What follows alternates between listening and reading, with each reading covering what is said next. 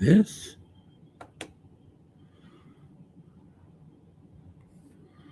Play.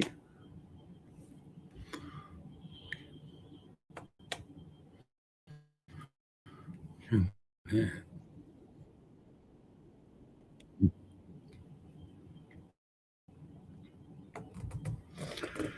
Well, let's see what we find.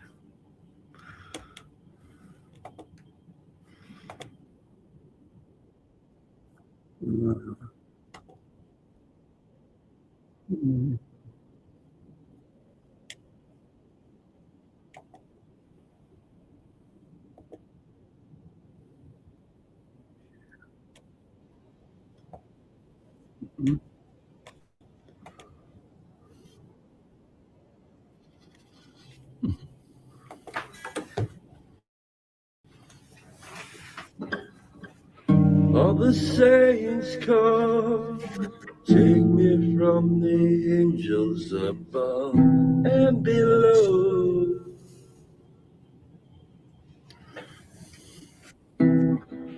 Come and right the wrong, take me beyond what my eyes have been shown.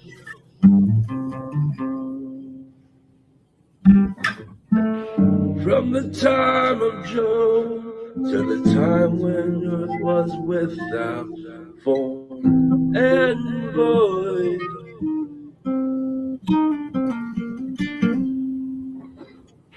From the light he spoke to the river flowing down through the streets of the city. Come, come, oh, come, come, come, come.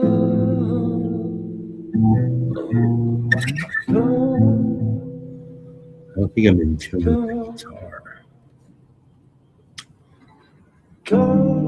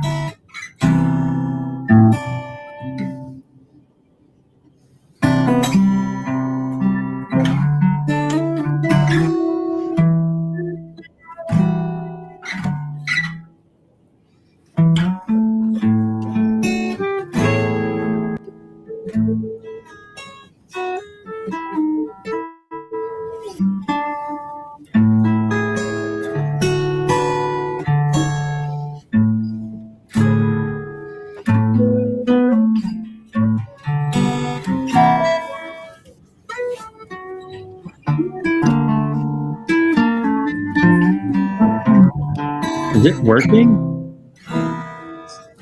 I can hear it.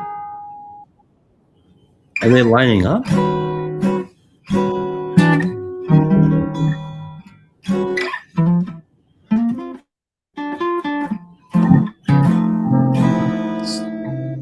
I mean, I Seems guess like it, but I'm not there's really much of a nothing to music. line up with. Yeah, it's hard for me to gauge. This is more like trying to weave together water.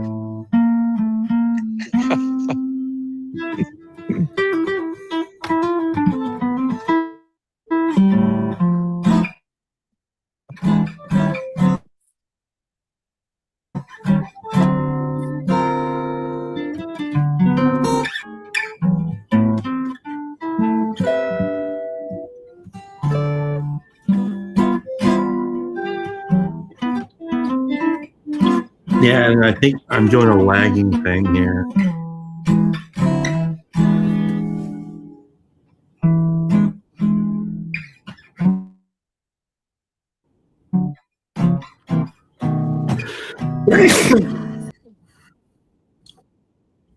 Hard to tell. I'm like I don't have as good of a musical ear as others. Well, it wouldn't really be. There's no standard for me to be playing to. I don't even know what I'm playing in that other thing. So it's, you know, Like a jazz hit thing. or miss. Yeah. Well, real jazz, I think, probably has a lot more higher standard. And um, I mean, there's different kinds. I'm just doodling. I'm basically doing like wood carving, wood whittling or something. I'm going to do this because maybe that would be good, nice still background. Maybe my background is causing difficulties. Oh, because it's active. Yeah. I didn't know you could do an active background. Well, I recorded one and then I made them loops and then I upload them. So I made like a bunch of them. Here, I'll show you all the ones I made. This is And before what do you do? You just put it in as a background. It just goes in as yeah, a video file. yeah, you upload it as a video file in the background. Yeah, yeah, it has to be MP4. I made a bunch of them. Here's one I made. This I think Y- was one of my favorites. Yeah, that's a classic.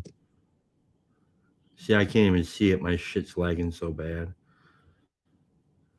Uh, this was a fun one. Uh, I like that one. See, And until then, I get like a new computer, I'm not gonna really get into doing any kind of crazy stuff with there's backgrounds this and one. editing, and that's cool. Um, yeah, I mean, I made all these on my cell phone.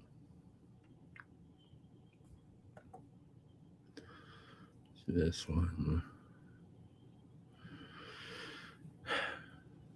Yeah, this one's just a stock background here. Those were the ones that you did when you were doing the morning Friday Nameless. Yeah, the Friday Morning Nameless channel. Yeah. Yeah, this is not my hat. This is Carolyn's hat.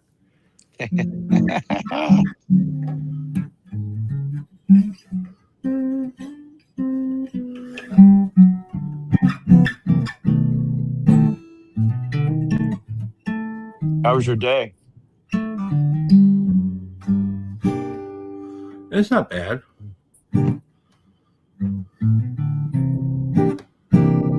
I we demoed a bathroom, and then tomorrow I'll be putting on um, I'll be putting on tile base and then grouting a floor, and then they kind of had me hopping around this week.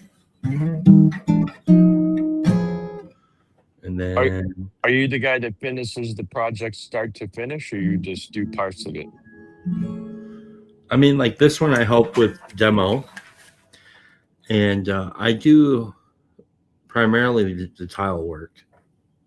So somebody else in the company will do the carpentry or the plumbing or the drywall and put in the you know the cabinets and stuff. And then so I work for a company that has like a design team. It's a family owned business, and they have like, they'll have some customer will come in that wants their bathroom remodeled, and then they'll work with them and they'll design the thing, and then once it's all designed, they'll order all the stuff and make this job scope, and then bring us whoever's going to be going to the job. So there's like three or four plumbers, three or four carpenters, and then three or four tile guys, and then you just send them around and do that.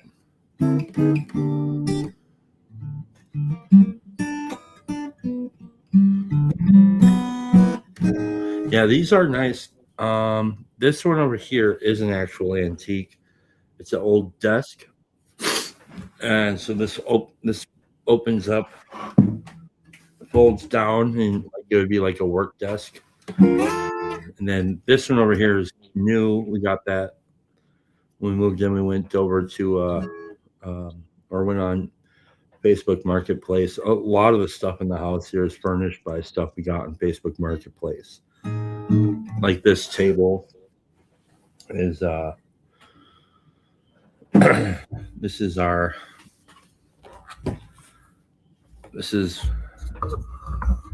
pedestal 2-leaf dinner table right here. Nice. Do you have the leaf for it? What? Do you have the leaf for it? 2 leaves, yeah.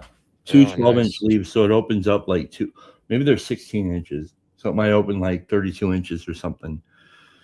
Big table. We got that for like $125 on Marketplace. And this I hope to at some point have this be an actual estuary space. So Yeah, that'd be cool. it's set up for it. And we have like a library that I would even lend these books out if people wanted to read them. There's tons of them, and there's like so many different kinds of books. Yeah, I'm a big book guy. I like them. So Even if Anne reads a lot. I listen to a lot of books. Yeah, I was about to say, if I buy a book, I usually, if it's available in audio, I buy the audio also. So and I was practicing a lot of what Al was saying about reading and listening at the same time. It's really good retention in that.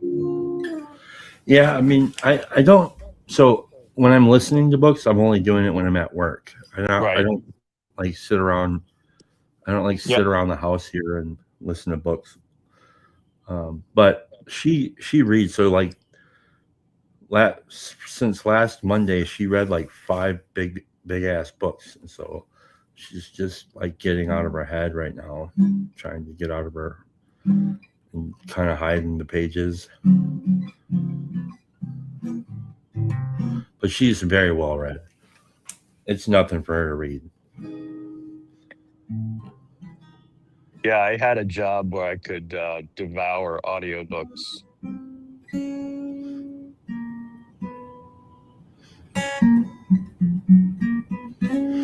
Did you find out what you're going to be doing?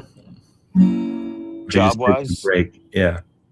Oh no, I started right away looking, and I find that in this modern day, um, I mean, unless you have a network structure or a significant career, like, I don't know, kind of a profession career or networking, um, job agencies that look for jobs, are a lot better because businesses feel they don't want to invest all of the time in people and energy and all that stuff, and they just basically headhunters, right? An agency or whatever. So this last one, I just got an interview that was today, but like they'll really try to find you a gig, and they found me, I don't know, probably 3 or 4 gigs over the time I've been with them. So this was the first interview since I got laid off. Just whatever, I got fired.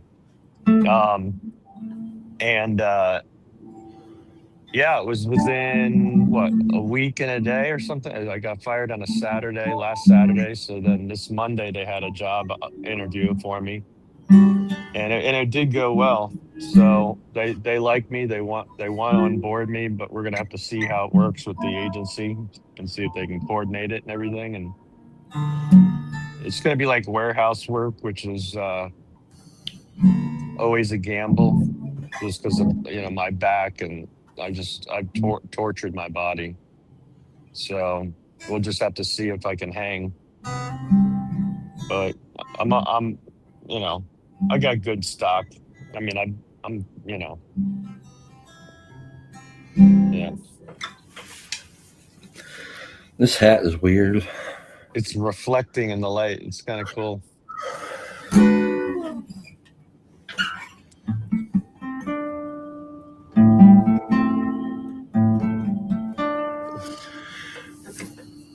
Yeah, I hope something works out too, B.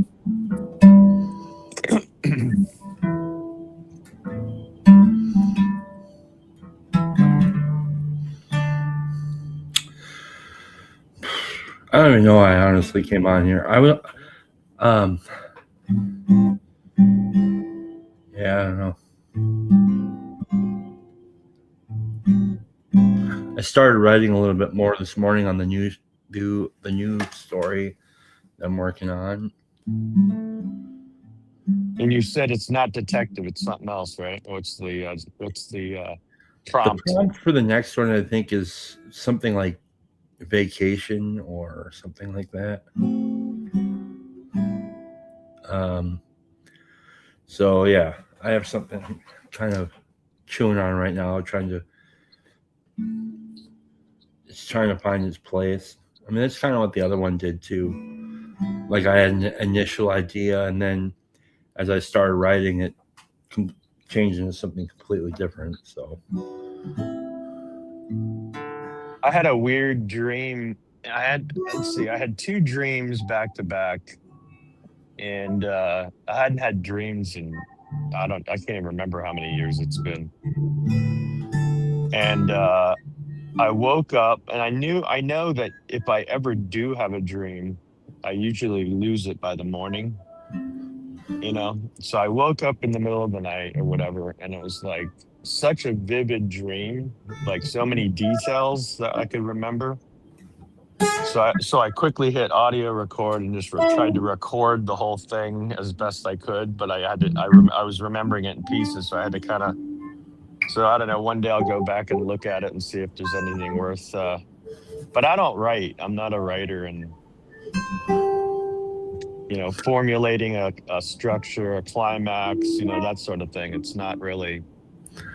I'm not a writer either.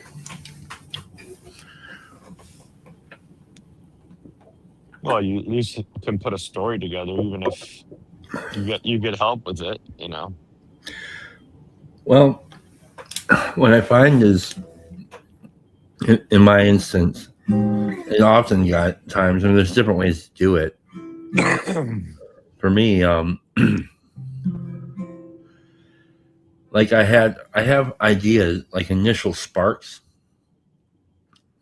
So like uh, I've done it this way where I've had like I heard a prompt, and I seen 90% of the story, and I just kind of started writing it, and that wrote what I had seen. I've had that, and then this one was the last one. The detective one was I didn't really have an initial um, image. I didn't really know what, but I had an old story in my mind of something that somebody shared with me once about back when I was way back in the day when I was partying. Somebody shared the story with me, of something they claim um, was true. And so that was the initial idea. Something like that was the initial idea. And then once I started writing, it became nothing like that. And uh, and then what I found with this one was as I was writing, it was writing itself basically. So I wasn't like I didn't know like I didn't even know that I was going to break it into chapters or anything like that until that came because when Ezra came uh, and we went to dinner with Neil and Ezra and Mark and Ethan. Is that the denim dinner? No, this is just yeah, well, yeah, this denim dinner 2.0 or whatever. We went and I got what I had written up to that point, and I put it in a little book, and I gave it to Ezra as a gift.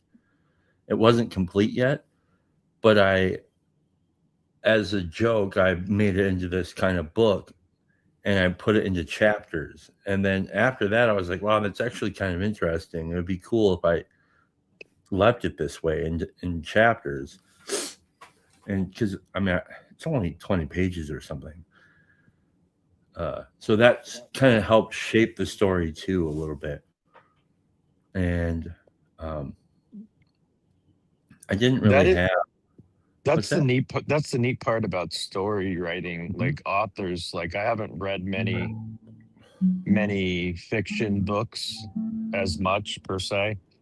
Definitely listen to more than I've read, but um I had a girl I was dating and she was into books and stuff, and so it was like something for us to do, together or whatever. We'd read the same book. And I'm justifying why I would have read this book, FYI. It was that book Girl Gone. You ever read Uh, Girl Gone, B? I might have it here. But It's what was Gone neat about Girl. Gone Girl, what was neat about the story is the way that it was written. It was written from his perspective, then her perspective, then it was like bouncing back and forth. It was so weird, but I mean, it was entertaining to read it that way. So it was very, very unique the way it tied together and then twisted. What's It's wrong with just your she keep cutting out for you too, or is that just yeah? me? What's wrong with your camera there, Miss B? Oh, she's trying to figure it out, I think. She said, "Screw you, weirdos! I'm out of here." Good for her. But Thank anyway, you, Ron. I was thinking about that the way that, like, if I were, I would, like you said, you have a story, right? Maybe this overarching odyssey, whatever. And then as you're putting it together, you're having these different stories within the story over the story, right? Like, I guess I wouldn't necessarily call them scenes per se, because you probably would have separate scenes within the story. Um, well, again, this one was I had an initial background, and the background that I had was something that somebody had said that they had experienced, Yeah. um, and and so I was like, "Oh, that's interesting," and that kind of gave me like that was going to be my initial background. Hey, whiskey, your whatever showing your whiskers are showing, um, Oh boy. but I had I had that as the background for like the character, the Ken character, the father character, the priest. And then, but it turns out it's not like that was the initial spark. But as I look at the story, it's not the actual background of Ken. Because whatever happened in that story, the 16th and Grant story, was not. Um, and what I don't even know how it was constructed, to be honest. It just kind of that's what it wanted to be. And then like the story I'm writing right now, it's the prompt is vacation, and I don't like I have there's so many ways I could do this. Like I could write about my vacations that I've had. I can ask the question about what is a vacation and then play with that. And I'm probably going to do both of them. But also it's not going to be that either. I might go a little meta with the thing. So I don't really know. I'm trying to not hold on to it too much because what I find is if I just like just write and try not to direct the story, it just does fine. You know. It's like poetry. Like um, Megan likes writing poetry. Like when I think I don't even know if I still have it, but like I wrote some.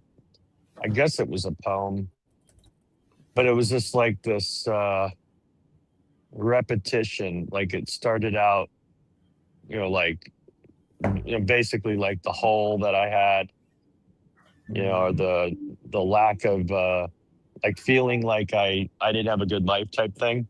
But then each what do you call them?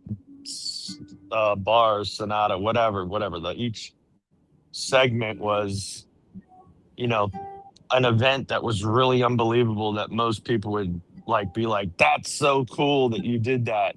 So like I'd state each one of these things, and at the end of it is, but when am I going to have fun? It was like complaining about when am I going to have fun? Yeah, And even forget how it climaxed, how I ended it. it was fun though. Yeah, Yeah. kind of. I mean, getting it on paper, I guess, was fun. That's what I like about the stuff. What do you think, Megan? Like creating written word type of stuff. Anything that is on your mind. Oh, I mean, I feel like it's like this morning when I was like, oh my gosh, I don't know how to like read the word. I feel like I don't know. I feel like I think about interacting with stuff like the Bible and stuff like other people's art. So different when I interact with my own art and my own written word.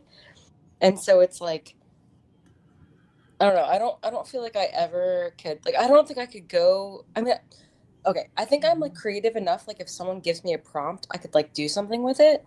But I feel like most of the time when it's like pure and authentic and real, it's like coming from nowhere. Like I don't feel like I'm trying to fit something. And so I struggle when there's like a fitting process, at least for me. And so like I think it's really cool and creative to like have a prompt or to like try to read something that someone else has done. But like I don't know. For me, I feel like when I express something, I can't have those limits. Like, you were talking about the OG Rose like limit stuff. Like I don't know. I feel like limits for me feel so oppressive. And like I don't know if that's like a learned traumatized response or something, or if that's like Did you hear what my Michelle said about that though? She's like, they were talking about how for some people the limits are freedom. well well that's what I've said before. Where like on a playground to be Yeah, free. So yeah. like get that, but like if I'm creating something, like if I'm like making something, so God, I feel like I struggle with this so much because like I feel like I agree with both of those things. Like I feel like I need a structure to be safe in to create, but also if I'm creating something, I don't want something limiting me at the same time. And so Yeah. there's like this weird like I need safety, but I don't want a specific. I don't like. Well, I have a I have a similar I think hesitation. And so what I have I think is the limiting structure is a very um, it's a fluid ontological structure as far as story goes or creativity. The arena of creativity, the ontological arena of creativity that I have or the or the epistemological creativity center that I have. It's kind of fluid. So like if you say something like vacation, it I hate that because I kind of want to have a little more So because broad. I'm like, okay, all right, so vacation. So I can tell you right now what I have as my story so far. Yeah, but wait a minute, time out. Don't I thought normally when you get a prompt, you try to rebel against the prompt and almost kind of turn the word against itself. Well, that's what I mean about the like the fluid like epistemological ontological structure of the arena that I play in. So Yeah. I we can say arena or we could say vacation, but then my mind goes to where it went to was um,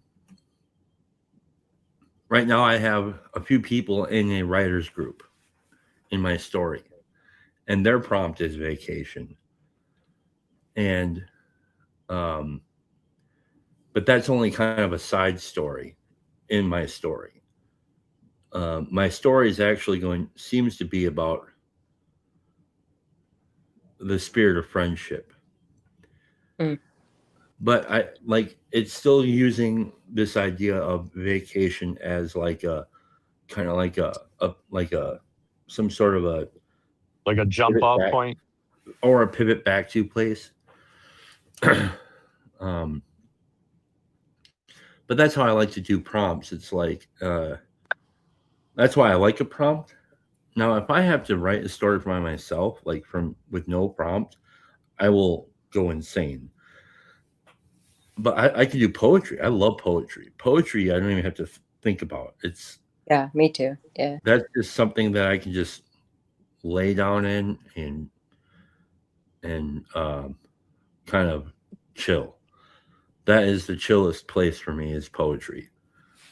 I Uh, always feel stupid when I do a poetry, only because I understand poetry can be whatever. I mean, because I've heard some poetry, and I'm always like, okay, that's whatever. Yeah, like, but like it just doesn't seem. Yeah, I mean, like when some guys would would had the ability to go up on on like a open poet thing. What do they call those things? Poet night, whatever. Poetry. And yeah, and the best guys were guys that were like in my group that could go up there and essentially I just felt like they were rapping. I mean, they weren't rapping, but they were rapping. Yeah. And so it's like, okay, there's something there. You have a skill, but like others would get up and legitimately like read their poems, and I'm like, okay, like that's just off the wall. Like that's as off the wall shit stuff I can come up with, and like just wouldn't. I don't know. I don't know. I guess it's like well, anything. It's like abstract art almost.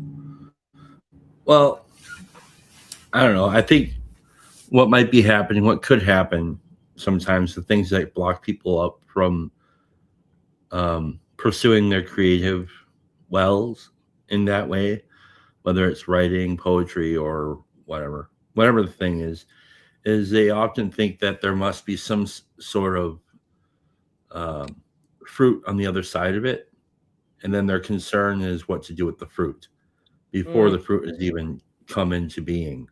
Where you And catch it so, yeah, for the goal. Yeah. Yeah. yeah, it's like, well, if I make this fruit, what can I do with it? And it's like, to me, the actual, the fruit growing into whatever is the fruit for me. I don't Hmm. really It I like if I want to try to reduce it down to something else, I can say that I really do enjoy show and tell, but I also don't. I'm not really that. Um, I don't have a lot of stock in whether or not it meets the criteria of somebody else. Now, I say that, but like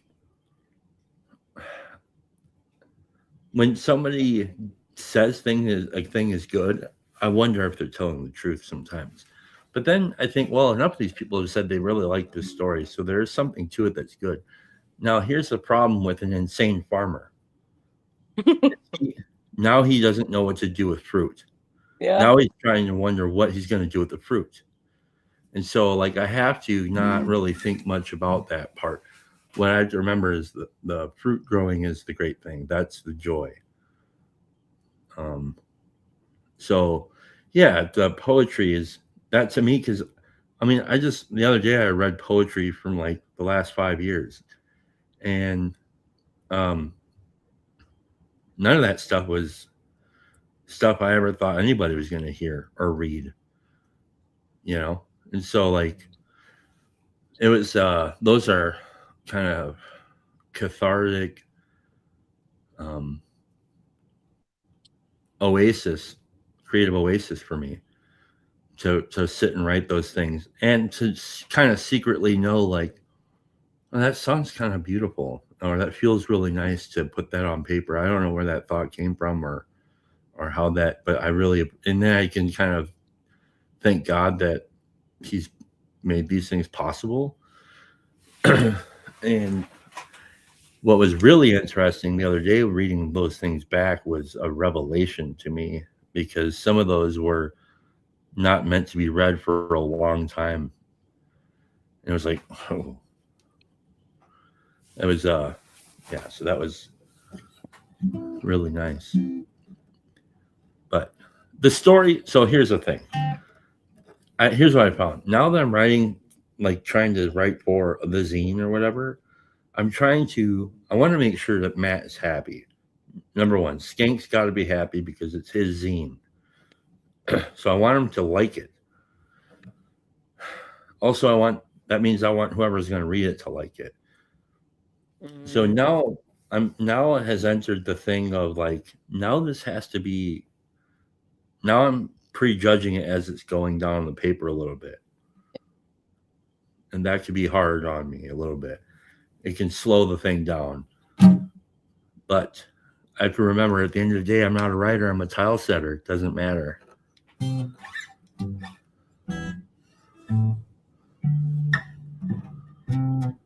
I don't know. I feel like in my life, like every time I've like thought about how to make it palatable for someone else, I'm always taking it out of my voice. And so it never actually lands the way I want it to land. It'll land, Mm-hmm. but it won't land the way I want it to land. And so, like, is that ending properly? Maybe, like, because I think the thing is, like, as I would never consider myself to be an artist of any sort. Like, I don't think I earned that right. But, like, if I were to be, like, an artist, like, I think there's, like, something about having your art land for somebody. And I think that's important. But I think there's something about the fact that, like, if it lands in your voice. And I feel like for me, whenever I focus on it landing, it's never in my voice. And so it's weird, like, interplay of, like, is it me? Or is it the thing that I want this other person to hear? Because I feel like whatever I've, like, constructed of my brain, like, I feel like I have an intellect that I know how to land. I can land for anybody. And that's awesome.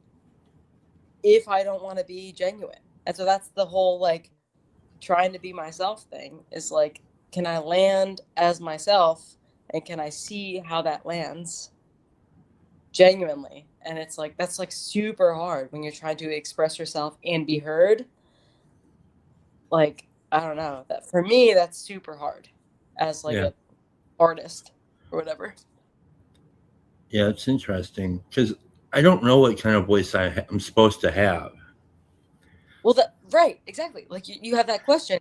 If you have that question at all, it's like, what is that? Like, Yeah. like, why questioning your own voice? It's like, well, what? What is that? I don't know what I don't think I have. I don't think I have a voice. That's to me is kind of part of the point. It's like if I'm doing my job right, if I become the stenographer, really, Right. if I can just really do my best to stay out of the way as best as possible, if I'm telling a story, like Story is different than poem. Poem is all breadcrumb. That's how I see it. Poem is like it's a mirror that's been smashed, and so you see lots of pieces of of me inside of all these different little fragments in the mirror, but they're also breadcrumbs. So it's not a story. There's no like there's no linear thing to it. It's a big. Typically, the poems I write are typically questions and expressions of gratitude, and then talking to God, kind of in a way that He can hear that I feel like He can hear me. Okay, so that's poetry. That's different. Story is different for me. Now I need to be able to get from. I have a general idea about what B looks like, what point B looks like. General idea. Um, uh, just start moving towards that direction. Don't worry about if you're walking on the right path or not. It's because that's what editing is for, right? So if you just like walk there, don't worry much about it. Make a bunch of stupid mistakes along the way. It's fine. And then when you're done, then you use your voice to shape the voice. I don't know, man. I feel like all these writers of stories and movies and everything, um, I don't think I don't think they can ever take themselves out of it, their voice out of it. I mean, yeah, you could be creative and make it sound cutesy and the way you want to, like that, but Yes, I don't think that's the voice. I feel like the voice is to me, it's like Quentin Tarantino, right? yes, Like he's in every one of those stories. yeah, yeah, Like, you know what I'm saying? yeah. No, I do, and I think we're saying the same thing. Okay. Maybe you don't get a say in what your voice sounds like. You know, That's like it. so it's what the point I was trying to make is just get from point A to point B and have fun with it while you're doing it. Do whatever you need to do that. Like on the 16th and Grand, that was the first time I was like took it in a particular serious way. So I had to like research this shit as I'm writing. Like I was researching the actual park. Where's the park? Um, like I found a location that the priest needs to meet the guy which was that park. For some reason, South Milwaukee wanted to be the place, so that's where I was. So as I'm writing the story, I have to find. I'm researching a little bit of this, which slowed me down a little bit, which I thought was going to hinder my voice a little bit. But it just turned out it needed to happen. I needed to actually do that research, and I didn't really have time or anybody else to do the research, so I just did it, and then I wrote it as I was going. and then uh and then once I kind of like and then I tried little tricks to break up the kind of monotony, the crazy dry monotony that I was feeling. So then I wrote like that dream sequence. You know the sequence I'm talking about, Megan, the where he's in the car talking to, yeah, like that was an attempt at me just like throwing everything out the window for me just to get a Mm. little bit back in the poetic direction. And then I was back on track. I felt back on track. Now, if you read the actual what I wrote versus what Anne edited, I don't know Mm. how different they really are. There is some drastic differences, but not that different. What's really different is going to be the way that you're able to actually read the thing and Yeah. the punctuation and all that stuff. So, but The other thing about stories is that I don't know. It seems like, and I'm no writer, but like I think I recall people that are writers tell me that they would write tons of stuff, and and like this voice you guys are talking about, just became natural in the way that they articulate the yeah, scenes and the painting the picture and for the imagination to yeah, unpack. So I mean, I feel like the more you do, the more you probably understand you probably better. But if you're not doing it that much, Yeah. Well, You some know? people play video games, and some people Yeah. like to play cards. And I Yeah. like to write things because it feels similar. It's a similar play. I'm getting to play. I don't. Again, I might be somebody who's able to write stories, but I wouldn't want to say that I'm a writer, and not because of any kind of like whatever, whatever. Like I'm not trying to be what's modest or anything like that. It's just like it's it's fine if somebody else wants to call me. That's fine. But the thing is like I want to just play with writing. I Yeah. like to pretend to be a writer. That helps me be a writer. And so I don't know, like I don't know what it means to be a writer. And so maybe it does mean if I want to be a great writer, which some people in Stephen King's book on writing, he describes that's a great book by the way, if you ever get a chance to read it. Yeah. Yeah. Stephen King's a fucking genius. He describes there's bad writers, there's good writers, and then there's great writers. And and all of them have to practice and do it all the time. I'm not the kind of writer that's ever going to sit down and you know 5 o'clock in the morning every day and spend an hour or two on it. I don't have the kind of discipline to do that, so I will never be a writer. Do you see what I Well, mean? well, so I feel like I wouldn't. I feel like back in the day, I would never be considered right. I think because of the fact that there's like voice recording, I now can be considered a writer. Because like to my time when I like write something, I'm just monologuing to myself on my phone that I can then transcript to like Word. And so like for me, like I my penmanship, well, first of all, I think that like writing is like an embodied thing, and I think it's so meaningful to be able to do that. But if I like actually am writing something, I'm like regurgitating, vomiting into my phone like as fast as I can with my voice. Otherwise, it's like not coming out fast enough. Like it because it's such a process of getting it out. I need something faster than I think what like olden day writing poetry or Yeah. story would have been. And so like I don't know if I would ever consider myself to be a writer in what 50 years ago would You gotta watch movies from like the 80s and stuff. These idiot writers would have those stupid little micro cassettes and they'd be recording stuff all the time. Yeah? All the Okay. Because time. I feel that if you look at my phone, I have no storage in my because all I have is voice recordings of everything. Like every poem I've ever written, every like story I've ever written, every whatever I've ever thought of is probably on my phone in some like little voice recording to somebody that I never send. And like I don't know. It's like there's like this phrase of like what is it like write drunk, edit sober or whatever. Like I feel like I'm not writing drunk, but I'm like just exploding into something without any Yeah, yeah. like inhibition. And then the next day I listen to it and I'm like, oh, there's something here. Mhm. And I exactly how I like all of my art is like just whatever I'm feeling with no inhibition. And then the next day I'm like, all right, she was crazy yesterday, but there's like a little line of like wisdom in there. Let's edit this. And so Mhm. like I don't know. I love that. I think that I want to encourage more people if they have any spark of um,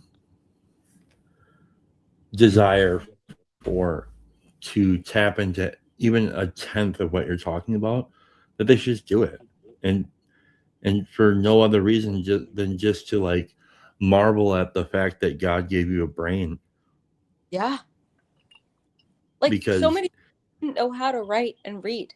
So like using your voice, using the instrument that God gave you, like speaking it Mhm. into something is super important, I think. I don't know.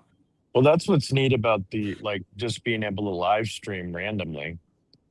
Like if you have thoughts and you can just hit like I mean, I remember that stream going across the state. I didn't really care whether somebody went on or not. That was fine. That was going to be cool if that happened. But like, I just wanted to get my thoughts out on the friendship thing so bad because there was just so much going on in my head about what was just discussed the last hour of my drive. You know what I mean? Yeah. And it was like, oh no, this is not how I see it, or or no, like, whatever. So I think it's kind of cool. It's weird. Like somebody said, one day somebody will find this stuff on an archive somewhere, and probably be laughing at us or thinking, I don't know, we're insane. I have kind of compartmentalized creative wells. So this is a completely different kind of creativity. Um, it's not, as far as I can tell, it's not really created or connected to any of the kind of the written creativity that I'm going to do, except for the idea of the spirit of friendship is seems to be kind of like the vapor that my story will hopefully be emitting. That's about it, right? But nothing that we've talked about or anything like that, as far as I can tell, Did will you be remember in. seeing? You remember seeing the movie The Big Chill? No, I've never seen it. I know what it is, though. I've not seen it yet. So like the whole thing is like some of the greatest movies, like even like The Dinner with Andre. The whole thing is it can be just a conversation between a group of people, and it's this like Of course. kick-ass Yeah. story. So like I know like this conversation right here. If somebody stumbled across it all by itself, all by its lonesome, somehow Yes. it turns into this great story. And it's like, and it doesn't necessarily have to have a solution, but people will Right. walk away going, that was a really good conversation. I can relate to that or whatever. Yeah. These. So I'm just speaking from my own Yeah, personal yeah. experience I after like doing that. these live streams for a few years. It's like I think in the beginning it had me a lot more excited. Um, um, but What what did? happened was I think what's that? What did? What had you more excited? The live stream? Live streaming, yeah. Yeah. Like when I first started doing it a few years back, it was a different excitement at that time. And then Mhm. what happened was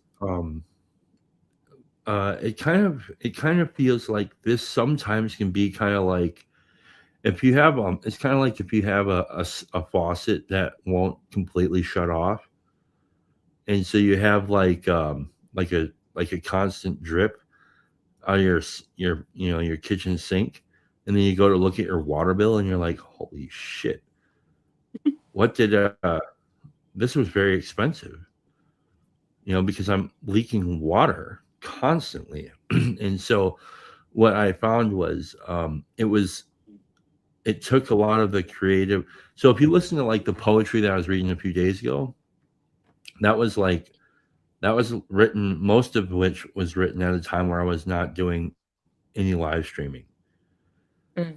And so the creative wells were just like it needed. There was a lot there, and but then I found, oh, cool. Like there's people that I want to talk with about things, and so I talked with about things a lot and a lot and a lot and a lot. And then, so I just want to put this back out there. And then what ends up happening is um, the the creative works that I was wanting to do weren't there, because I didn't have any kind of like there was nothing. I just felt like meh, meh. And so it's nice um, that like Skank started the zine thing, because like it's like, oh, okay, now like there's some, or like the StreamYard, or not StreamYard, Substack was an opportunity for me to step away from live streaming for a bit and just do like some some writing and some thinking. It's a different, completely different compartment that Yeah. I'm kind of drawing from. But they are all pulling from the same battery. So, do you see what I mean? Yeah. I think so. Can I ask, like, what is it that you're seeking from either like this space or these specific like expressions? Like, is there like I don't even want to say like like an emotion or like an energy, but is there like a way in which you could describe to me or the audience at large, like what you're seeking when you interact on a live stream or in a poem or in a story, or like, do you not even know? Like, that's totally fair too. Like, you know, I'm just, it seems like the way that you're saying, like, oh, I didn't get this, or I'm like I, not getting this, that like you have an idea of what you're not getting. I think I was confusing initially. I was confusing being virtually not alone with being inspired. Mm, And mm, so, like, this is being virtually not alone. It's just sitting around shooting the shit, you know? But yeah. for a lot of the same kind of idea, like we're not really aiming to solve. We're not like looking to do anything with the end of this, whatever this fruit turns out to be. The fruit is what we're doing, right? Mm, Um, but the the other stuff, creative writing. If I wanted to sit down and write a song, or if I wanted to sit down and write some poetry or a story or something, those are more about the fruits of those are the fruits of inspiration. And so, like, um, when I listened to a great when I was a kid, I used to put on this movie called A Year and a Half in the Life of Metallica. It's a documentary that Metallica made when they were making the Black album, right? And it was awesome. It was so awesome to be able to see that from your favorite band, and you just had this. I just had like this insight, and watching them would inspire me. And every time I get done watching that VHS, and it was done, I'd pick up a guitar and I'd just start creating because I was mm, inspired. And the same thing can happen if I'm listening to a great book or something, or sometimes it's even like if I hear something that one of my friends on here says something that can inspire me also. So that's what the yeah. prompt is, right? The prompt is it's like a cheap inspiration, you know. Mm. But You know the what I always wanted to ask you? Finish your thought, but I want to ask you something. well, I think that there's a difference between being virtually not alone, playing in that realm, and then creating something out of inspiration for show and tell. Those are different. Sure. Sure. You may have, you probably have spoke on this, and I don't, I just don't think I recall it or maybe remember it. But what was it that made you? And I'm just using a word. It may not describe it right, but what was it that made you implode and just want to delete your whole channel and everything? What was it? Was there something you could share with why you did that? I think it was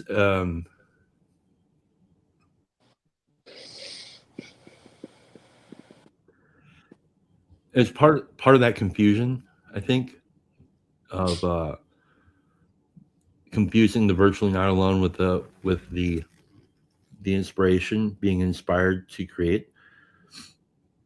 Um, I started to um, notice the shape of it and want to make it that shape. Mm, mm-hmm. So, like, and it went through a lot of different changes. It started out as inspired things. Okay, that was the actual beginning. I would go out like years and years ago before ever did any kind of conversations one on one with anybody. I would make collage videos of things that I found around the corner and the internet, and I would smash them together, and they'd just be like really weird artsy collage videos that were different threads that were like threads of different kinds, but they were all telling one kind of here's a thing, right? So I was doing that for a long time, and then before we had live streaming, we had one-on-one stuff or like Zoom call stuff where there would be like topics, and we would get on and we would do those. I did a couple of those. Those were a lot of fun.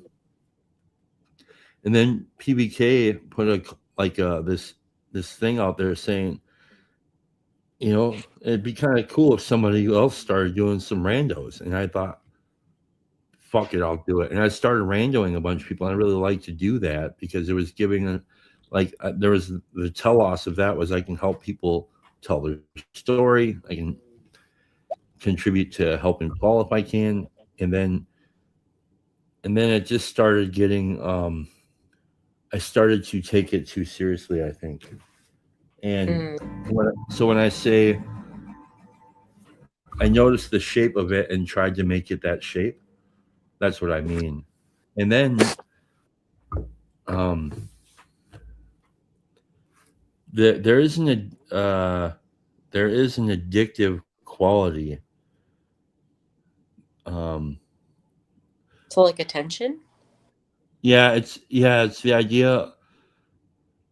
Well, it's like all I think all addiction, whatever, is um, is rooted in this one idea, which is the spiritual illness. Yeah. And Yeah.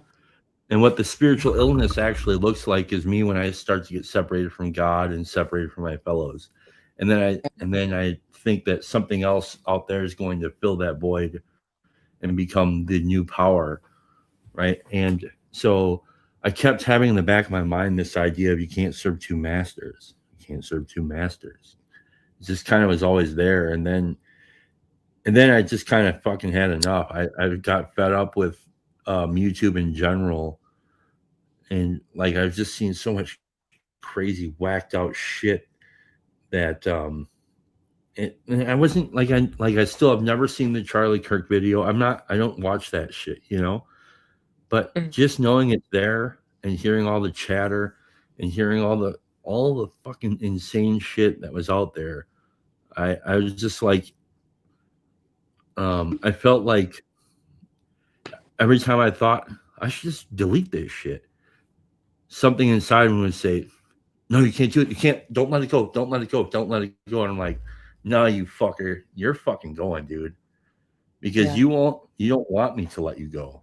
And so it felt like I was kind of, in a sense, possessed by the thing. Like protests.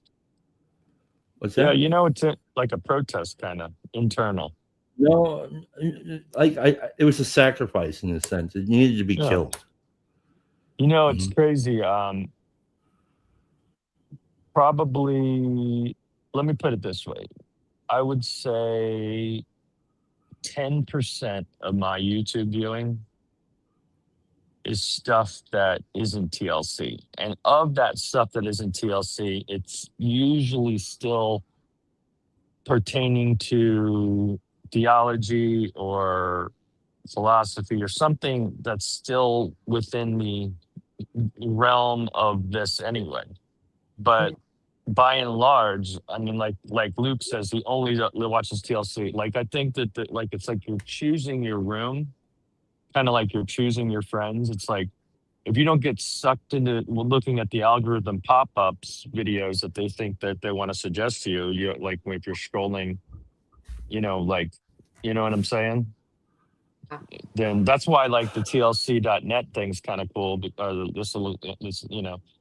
Is that Yeah, you know what I'm saying? It's like gives you yeah, the but ability to just it wasn't just TLC to me. Like TLC is the safe spot. That's the safe spot. It that's was what I'm just like saying. it was like I could tell there was something else. There was something very dark lurking at the edges of the fucking dark, you know. And and I wasn't comfortable with it thinking that it can fucking do something to me. And it was like, no, fuck you, dude, fuck you, and so that's what it felt like for me, I respect that. and and I don't regret it for 1 second. It Sure. um, and and it's something that I toyed with for a long time, and I actually would encourage anybody, if you're actually feeling like a particular way, like you're captured by a thing, um, profile, what do I call it? Profilicide. I let her rip because like this doesn't Right. own us. Ugh, Fuck this thing. I don't know. See that? So Go I feel like ahead. literally saying like today, I was like, put anything in front of me, and I could make it an addiction today. Like, there's just so much stuff in the world, like anything that you can like encounter in the world today, you can be obsessed by it. And it's like, I don't know, I'd rather be obsessed by some of the ideas of TLC than like most of everything else in the world right now, which is like so weird to say. Like, I'd rather like, I don't like, you know, I don't know. I just feel like me as like an individual, I feel like my like obsessive personality like needs to grasp onto something. And if I'm going to grasp onto something, I want it to be something that's like aimed towards something good. And so, I don't know. This is like seems like a better place than all the other things like lay out in front of me right now. So, Yeah, it's kind of how I felt with like before I came back diving into the Bible so heavily. sure.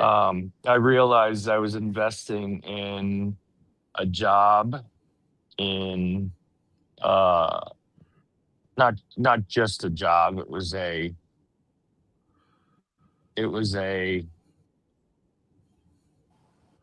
persona. I had become a superintendent. I had all this responsibility. I was running these $10 million jobs. I'm like, I'm somebody, you know what I mean? And I have lots of guys under me. And it was like, you know, I don't know, kind of leaning into it too much, and it was like next thing I know, I was only watching church online. So like what happened? It was taken from me. And it was a great thing because it woke me up. And it was like the last straw. It was like, you know what? I'm tired of investing in people, men. I'm tired of investing in careers. I'm tired of investing in, trying to have a career being the thing, that I can say I have security, I can feel comfortable. That was what I was so desperately striving to have since I didn't have a normal education. And I'm like, you know what? That's it, man. I'm investing in treasures in heaven was kind of like the original idea behind it, right? Yeah. So like losing this job, right? It was kind of like it's crazy how much peace I had about it. I knew that this could potentially be a long, drawn out thing. And to answer that question, I had a good first step. So we'll see how it goes. Still more to be revealed on it. Um, but yeah, just I don't know. It's weird. Like I think I've said this. I was excited to turn my shirts in to get my last check just so I could show everybody. Not, I just wanted them to know that God's got me. This job didn't. Like, it's all good, man. And I wanted to reflect everything I was already walking at that job, being a Christian and trying and forgiving people. Like I tried to do the, try to be right outwardly. And I wanted to reflect that in something that I know a lot of these people, if it happened to them, they would have been whacked out because they've talked about it, Yeah. about losing the job or about, they've talked about it. And it's like, I wanted to display exactly how my heart felt, which really wasn't even betrayed. I mean, I maybe there was betrayal, but that's not how I felt. You know what I mean? Like I felt like it is what it is, like I feel like God wants me somewhere else now and I'm good with it, for whatever the reason. and I may have some ownership in it. I'm fine with that too, but I wasn't gonna let it be awkward and this uncomfortableness and me hurry up to get in and get out and say goodbye and make the goodbyes really quick. And you know what I mean? Like it's how it was for a lot of other people when they were dropping their shirts off. Some people didn't even come in. Like they were so like either embarrassed or you know what I mean? So like it was just a different frame of mind. That's why, it's kind of cool, having a trade, both of you. You have a career, you have a trade. I think it's really cool that you have those things. But of course, if that becomes the thing, right? If that becomes the most important thing and then it's gone, and that's what you were building all your thing. So like the TLC stuff, if this thing is everything to you, like your whole thing, then I could see it becoming overwhelming. Yeah, it's hard to know exactly. It's hard to like lay it out in like a perfect linear line as to what happened. But I think I've done the best I could in explaining it. It was like something inside me said you can't do it. I'm like, no, no, no, no. You got me fucked up. No, we are gonna do it. And um, so yeah, Do I do what? I don't. What's Do that? what? Dump his channel Okay. Yeah, Okay. just burnt it. It's all gone. Some to of the it still has. ground. Yeah.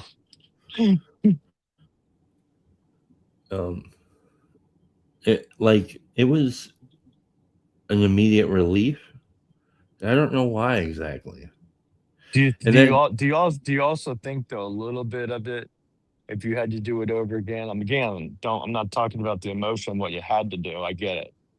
But was there part of you that thinks maybe I could have done that in a healthier way? I could have been more rash with it, but this is how I had to do it. It's the only way I was gonna do it. what would be more rash? How Well, would you I be more I rash? I guess the only thing I noticed, if I were again, this is just an outsider looking at it, right? Yeah. Was like if I were me, I would have been like, gosh, I had these randos. I mean, obviously some people grabbed them before it happened, but Yeah, like because like I said like a month leading up to it, I'm going to delete this shit. Get it while it's up. yeah. So you That's had you you know. you had that going. That's cool. And so like the other thing is, here's an interesting question. I think, why doesn't YouTube have a voluntary lockout? Like a What voluntary timed lockout? Where like I Mm-hmm. say, I feel like I feel like I need to get rid of this shit, right? oh, like Facebook. I don't know. I don't know what Facebook has, but something where I would go to YouTube or Google and say lock me out of my account for 30 days, no matter what. Make it unavailable to anybody, and unavailable to me or to anybody. A voluntary lockout. Yeah, Facebook is And like that. I thought you could recover the account after, and it kind of gives you a certain amount of time. You can go up to a year, I think. no, this is different. This is like where they won't let you get it until like a month Oh, like a later. timeout. Like, yeah. Yeah, a voluntary timeout where I go on timeout and they won't let you back in. I think that why don't they have that as a feature? Because I would think that would be kind of healthy, don't you think? How many people do you think would take advantage of it, percentage wise? I, I have no I mean, idea. so for me, I mean, no one knew me before this space. I also, fun fact, Chad, I knew you as like, I don't know if I can say your former name. Is that okay? Okay, yeah, yeah. Like Chad the alcoholic or whatever, right? Like that was like That's a your different guy. Yeah. right? Like I knew that guy. Like I watched your stuff. for that, right? And so like it's funny because like I feel like I knew that before, right? But also I had like 10 videos before I became my thing, and I deleted all of that before too. And so it's like I don't know, there's like some sort of like weird like I don't know, like morphing of your personality that sort of like becomes something else where it's like I don't know, no one watched my stuff, so it doesn't matter. I feel like I know your stuff before, so that's like interesting to me. I don't know, like I still have YouTube videos that are private that are like from 2011. yeah, so I don't even know like what getting from that like would mean. Like I don't know what that would mean. I was nothing. Well, You might be aware of something. At least for me, which like you yeah, didn't for even know. me, Like yeah, I the don't know. idea for me, if YouTube offered me a voluntary lockout, and like I get to pick, it could be a week, it could be a month, it could be 6 months. Like the idea is like I like I like the business I've done with YouTube and Google. I would like to maintain it, but I don't have the integrity to do it with wisdom at this point. So Can like a you please detox lock me center. out? Yeah, just lock me out of the bitch for like a month. What do you mean you wouldn't be able to do it with wisdom? I feel like you have like the most wisdom He Well, down, knows he knows his limitations.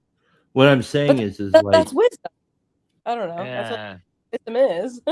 I but know what like you mean, Chad, for sure. if I would, let's say if I had the ability to lock myself out of my account for a month versus Yeah, delete my channel, you'd because rather. maybe I don't know how to just moderate Mm, mm, mm. something like that. No, that's fair. I see that. I see that. How's it going, Mr. Mark? Excellent. Really good. You are muted, sir. Man of many words. Mark S. Just Hey, what's speaking. up? What's up? I was going through a dead zone and then I came out of it. I was I was being acknowledged. I just hopped on and saw you were live, so I thought I would just come on. I don't even know what the subject is. The Sounds like better way. Love it. internet self-control.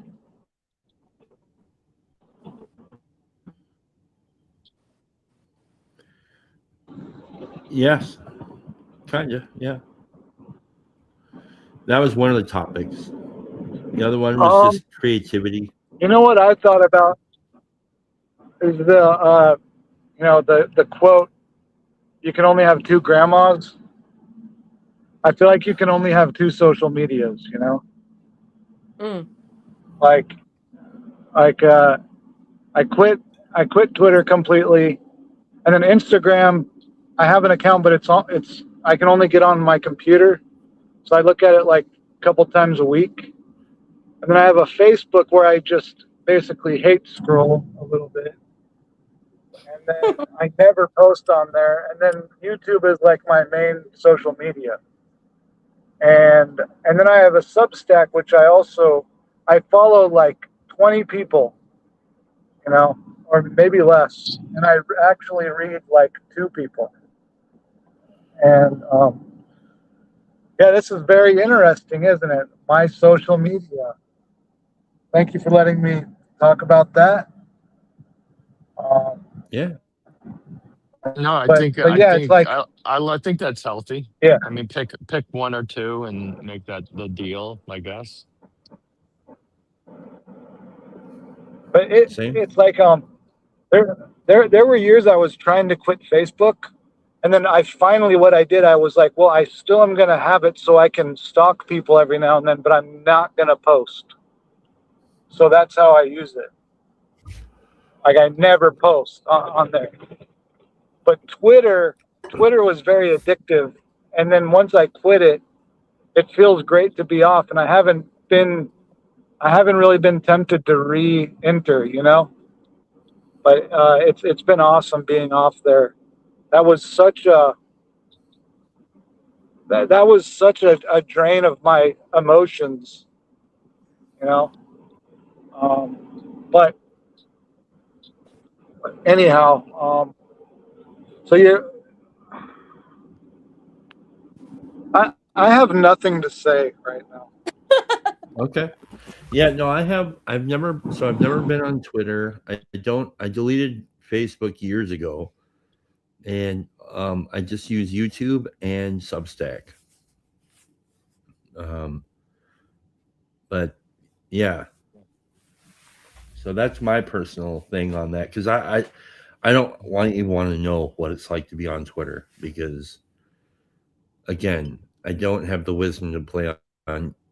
My goodness, I would just fall apart at the seams. There's a whole reason why Grizz brought up the attention sphincter. Okay, this is very related to that. So like you said, knowing your limitations. Um, You know what's crazy but though? Like Facebook, X, whatever you want to call it, Twitter. Instagram, if you're a TikTok guy, whatever. All of those things to me are definitely in the category of social media. No question. This right here, to me, doesn't seem very social media. I mean, obviously, it has become social. And I guess, I don't know, you would call it media, but because it's more interactive, I don't know. I just don't feel like it's in the same vein. But I do agree where, like, I know when EJ put his last post out, like I can see that if you allowed it to become the thing, like, did some, like in the TLC sphere, did somebody talk about me or did they mention my channel or, like if that becomes the thing, like that's like missing the point, I think, of the thing, if that's what it becomes for you. Like, I'm not trying to build an empire with my YouTube channel. Like, that's not the Yeah, purpose of it, but you're you know? you're talking about it as if this is something that's easily manageable by Mhm. everybody. No, no, What yeah, EJ I agree. talked about, what EJ talked about was something very relatable. Like when you just find yourself drifting to the look at the notifications, like that little subtle thing can be capturing, you know. Uh, and I yeah, guess it's like that. I guess it's what you're getting out of that notification. Like when I look at YouTube to see if anybody posted a video, I'm not like, I don't feel my endorphins jacking up. I don't feel like a rush. I don't, you know what I'm saying? No, but the idea what he talked about. Oh, is somebody going to mention me? Is somebody Yeah. going? Did I get? Everything he said to me was entirely relatable. Okay. Like there's nothing about it that seemed foreign to me whatsoever. Mhm. And those are if you have those kinds of tendencies, uh, yeah, pay attention because yeah, that I don't think that it's easily manageable if you're captured by those um, powers and principalities. They're just yeah. Hmm. I I feel like for me as like a young female who is like the perfect like person to be on social media, like that's like who is supposed to be on social media. Get her out of here. She's a female. Oh, screw you, Chad. I feel like YouTube. I didn't do YouTube for I don't know my entire life until like 4 months. Like I don't know what YouTube is. Like this is a weird. The fact that people like talk to each other on a thing that's like not FaceTime or whatever is like super weird for me. Like this is like whatever this is weird. Um, but like Facebook for me has always been like where you put all of your photos and all of your friends from like high school and like to make sure that like you like keep up with people. And then like Instagram was like your like edgy space of like for me it's like my poems that don't go longer than like I don't know 2,000 words or whatever. And then Substack now is like my poems that go above 2,000 words or whatever. But like, I don't know. Social media has always been like such a weird thing where like people use it in a way where I don't really understand, but I know that like for like the young woman is like the place to be. And so like I don't really get it, and I wish I could like give more insight on like how it's supposed to be, but like I don't know. I feel like I don't use it the right way, but like I don't see it as this like crazy horrible thing. I think it's like a super incredibly like opening place that like you just have to have like integrity to use it. But I don't see a lot of people like having integrity using it. So it's hard. So it looks terrible. It looks like it's a horrible place. But I feel like if you have integrity, it's super opening and amazing. But I don't know. That's just I'm not trying to toot my own horn. I just like I'm not using it well either. But I don't know. Speaking Like, of tooting horns, are you the yeah. lady? Rob wants to know. I still want to know if the musician Megan B is Goldsby. A bunch of those videos popped up when I first was looking for her channel. Yeah. Someone said there's a musician. That's me. That's crazy. I do have like an ability to play music, but I've never posted anything on this platform that says that I could play any music. So You play tuba, The right? woman doesn't wear glasses. I do play the tuba. Do you ever have you ever done like a tuba solo in a jazz ensemble? Yeah. Really? Yeah. I would like to hear that. Nice. Okay. Yeah. I'll play something for you one time.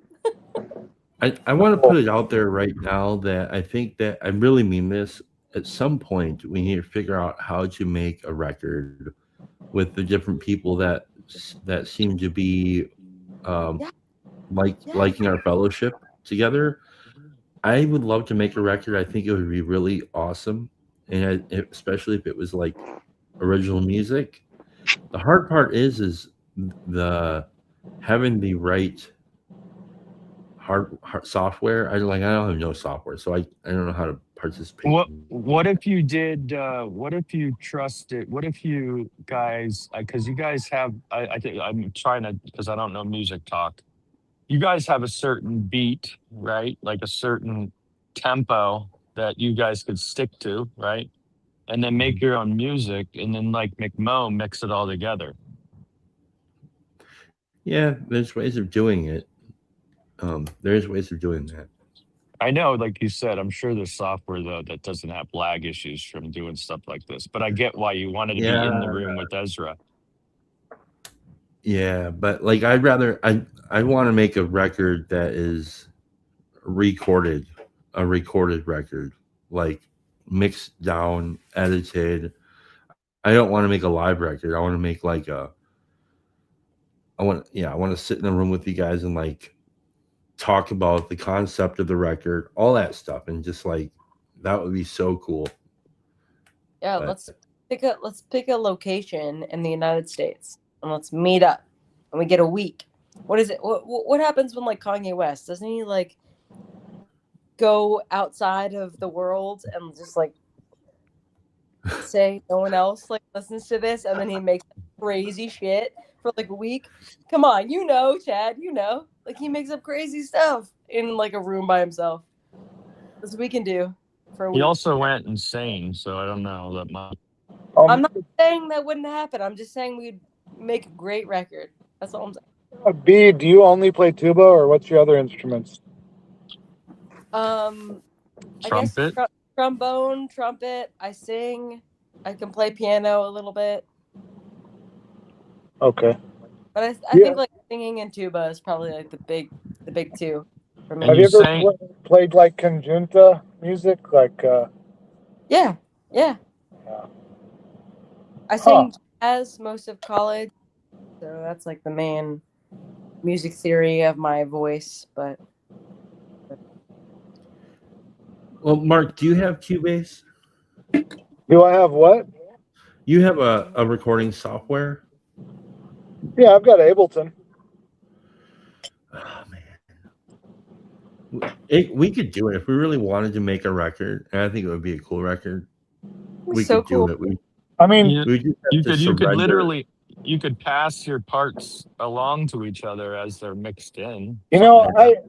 we could do that, but I mean, the whole thing about being together and doing it is like, I don't even want to like do a technology thing anymore. You know, I either want to do it together or not. I don't want to do like hey, I'll send you this track and you do something. You know, I don't even want to do that Ezra down also.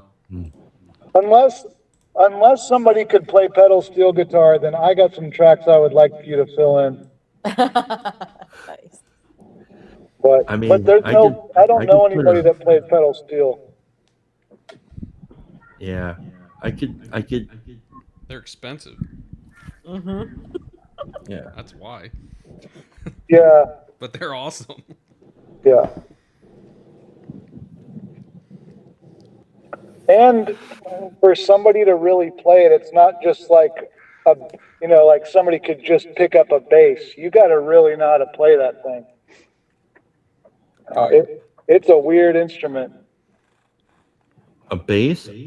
I could play bass all day for you guys. Not pedal steel. No, What's up, Wes? no. We got Wes, an echo. you look sunburnt right now. Where are you? I'm in Washington State. It's 6:45. Yeah, I heard you guys. Is there a Heard you guys reverb talking on? about. Is it? There's like Do I got an echo? No, not just you. There's other ones going on. Do you hear that, Chad? I do. Sorry, Wes. No, it's all right. I don't know how to. Is it still happening? That was Yeah, me, my you- bad. Okay. Yeah, I heard you guys talking about social media and addiction, and I definitely had an experience with that. But I got hacked on Facebook a few years ago, and it was a huge gift. Like it was sucking so much time, and it was disappointing, because all the photos and stuff that you have on there. But I think it became my religion, honestly, for a long time. Like I was just doing it constantly, and it wasn't good. So that was a good thing that happened. But I agree with you, Brett. I think the YouTube thing, especially the live streaming, it feels different than that because you actually have relationships with people and you're actually interacting, not in the way that people do on Twitter and stuff. And I've never done Twitter, and I have no desire to do Twitter. That seems like a pit of hell that I don't want to enter. But yeah, this is very different. And it's interesting, when I came to the Northwestuary, I didn't really understand or know about the TLC really.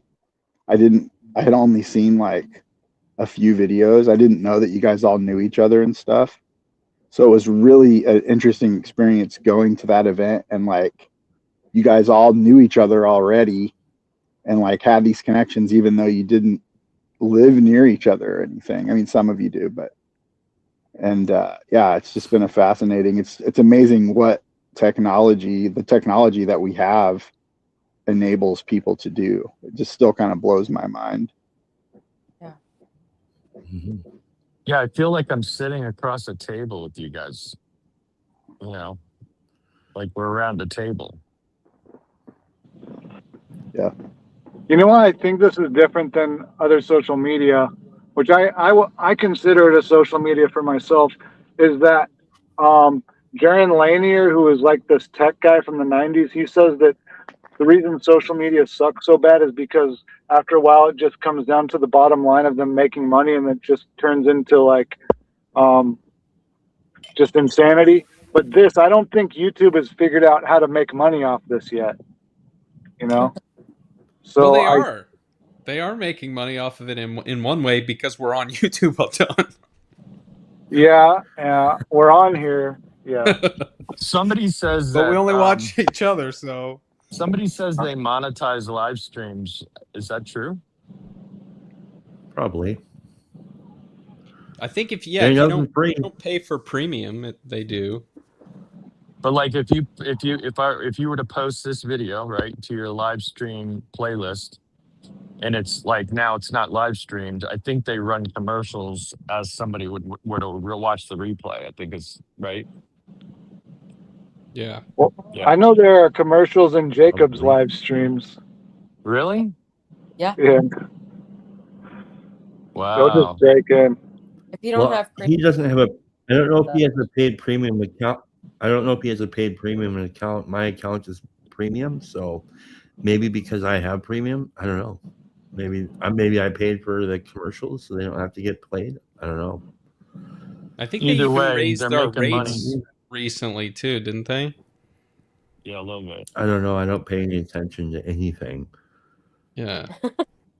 Praise But Ann. it's worth it for now. I got an interesting question for you guys. Well, first of all, StreamYard is absurdly expensive to How much do is it? like regular. True. It's like $45 a month. Yeah, it's insane, and it wasn't like that. It was really cheap, and then somebody bought them, and then so The next level up's 80. After the 12, I don't know. I may do this once in a while where I do a pay for a month or something to play, but I can't afford to do it all the time. So here's a question I want to ask, and also Ezra, really great to see you. We should make a record someday, for real, or not. I don't give a fuck. All right. So here's the question: Have you guys ever thought about the time that you actually we should get married or not? I don't care. Yeah. I don't give a fuck. It was crazy. Like I tried to pull this hat on, but I'm like, oh, that's not going to work because it's my daughter's hat. Anyways, did you ever like think about how many times a day you go to God in prayer and contemplation? And when you do it, how deeply and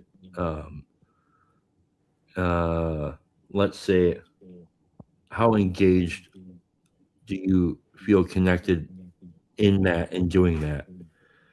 Okay, think about that. Then take the same question and turn it towards your phone. How often do you go to your phone? And how deeply are you engaged with it? And then what does the math look like? You don't have to answer, but think about that once. I'll answer. I think that we're just saying phone. I think that I'm obviously more engaged, honestly, on my phone, right? I mean, I'd be ridiculous if I said I wasn't. But how I use my phone has definitely evolved into like the apps I use. If you separate, just take YouTube out of it for a second, okay? Because that's a separate issue. This is a separate thing, but just separating that. It's not separate. All right, I'll add it in, but just let me get this out. I would say that outside of quick checking my emails and if I got a text message from family or something like that or whatever, I would say the majority of it is used to interact with either scripture or trying to learn something, looking something up in the Bible, things like that. You add YouTube into the mix. It's slightly, the reason why I wanted to separate it is slightly unfair because there is an adjacentness to this to church. So yeah, there's fellowship and we're not all talking Bible all the time and stuff like that. But the fellowship aspect of this, to me, I just don't have I don't put that in a category of unhealthy behavior the way you're framing using your phone. That's just I don't know for what me. to think about it. Yeah. It's a question that often goes through my mind thinking about the practical unfolding of my life as it relates to technology, and then the practical unfolding of my life as it relates to me actively consciously seeking God. It's Mm. it's it is nasty. It is a nasty disconnection, and it's just something I have to be honest about with myself.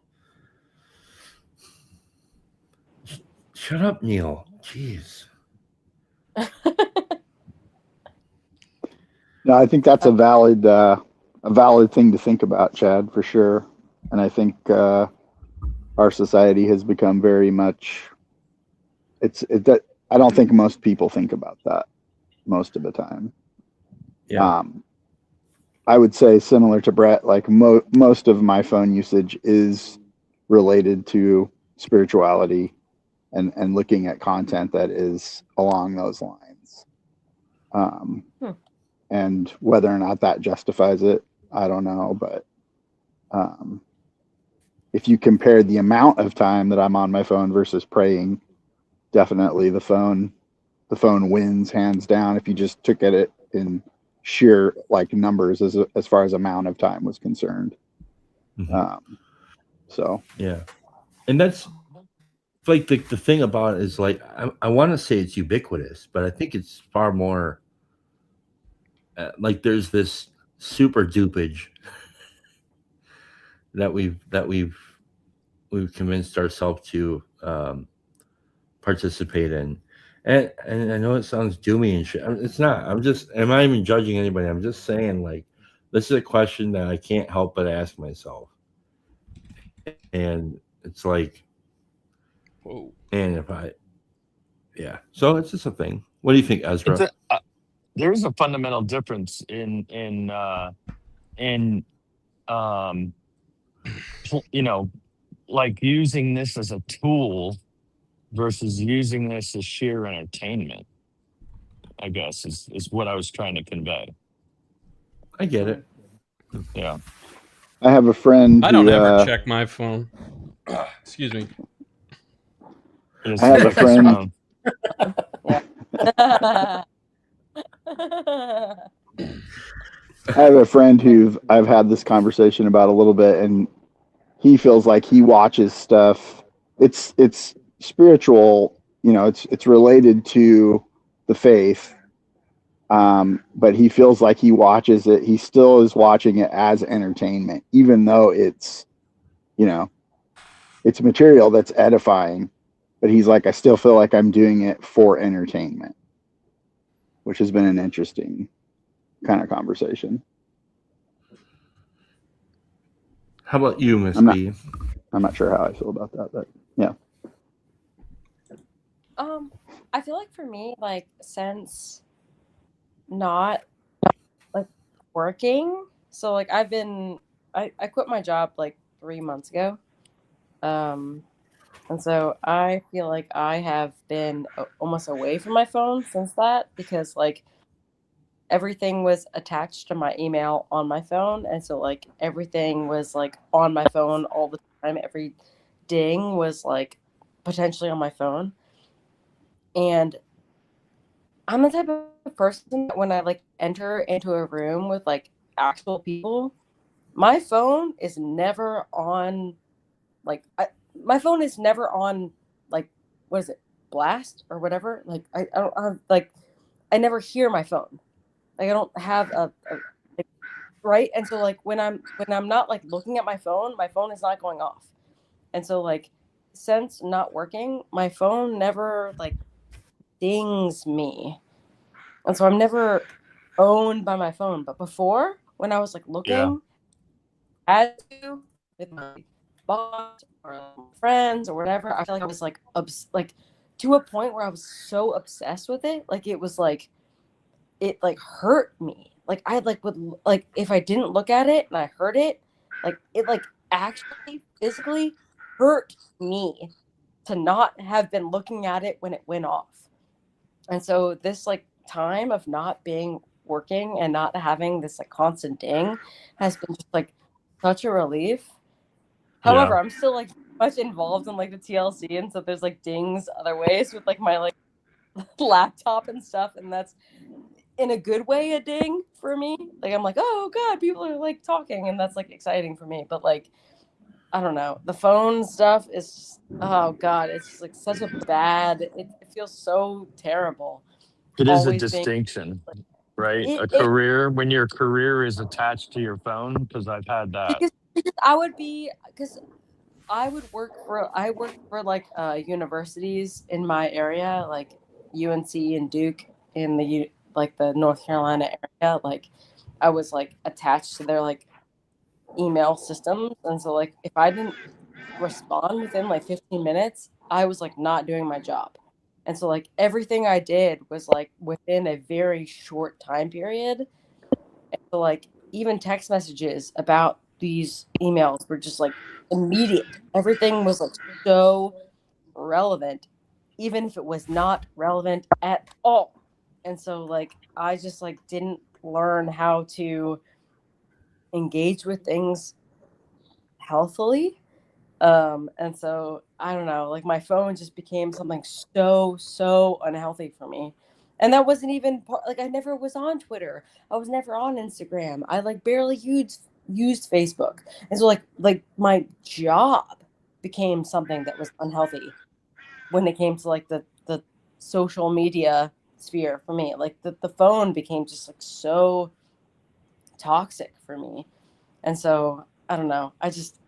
I've like hated it for so long, but like now I feel like when I see that like Brett is doing a live stream, I'm like, oh, I guess I could like jump on if I wanted to. That's cool. I love that. I love Brett. He's awesome.